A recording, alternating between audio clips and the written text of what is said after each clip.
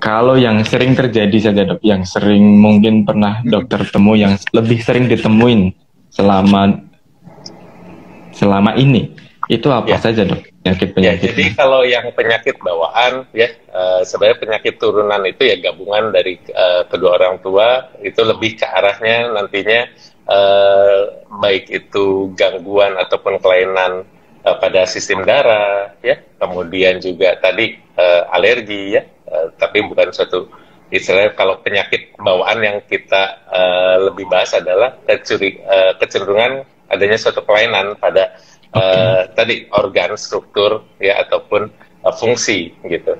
Ya. Jadi kalau yang paling saya sering temui mulai dari atas sampai bawah di daerah kepala, tentu saja pertama adanya benjolan ya, benjolan di daerah leher pertama. Kemudian juga benjolan itu bisa oleh karena suatu infeksi maupun merupakan petanda adanya suatu penyakit ataupun penyakit bawaan, bisa itu ke arah suatu keganasan pada darah ya, ataupun bagian dari keganasan yang lainnya. Kemudian kalau pada daerah mata yang harus dilihat apakah ada bintik putih pada anak tersebut. Seperti kalau kita bilangnya seperti mata gundu, mata kelereng, atau mata Oke. kucing. Nah, kalau udah ada tanda putih di bola mata yang hitam itu, tentu saja perlu kita kecurigai adanya suatu keganasan pada bola matanya. Atau kita bilang paling sering adalah kejadian retinoblastoma. Gitu. Oke.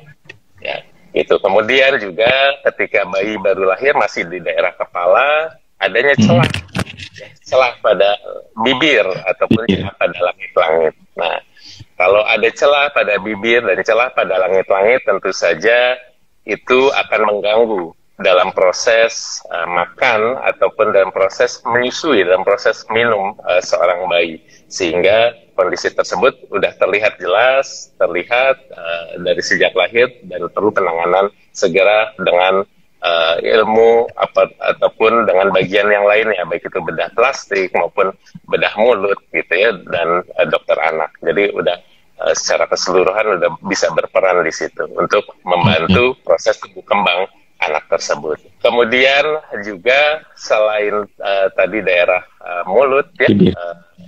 daerah bibir, daerah leher juga perlu diketahui apakah ada pembesaran kelenjar di daerah leher, kemudian apakah ada massa ya. Biasanya orang tua akan meraba tuh daerah lehernya ya, leher anaknya kok ini banyak gerinjil-gerinjil ya.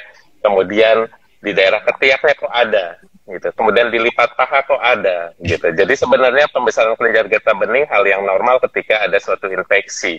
Namun ketika seorang anak tidak ada infeksi dan benjolan tersebut timbul, tentu saja perlu kita pikirkan hal yang lain gitu. Hal yang lainnya tadi, apakah ini merupakan suatu bagian dari gejala keganasan pada darah gitu ya, ataupun kelainan suatu kanker gitu.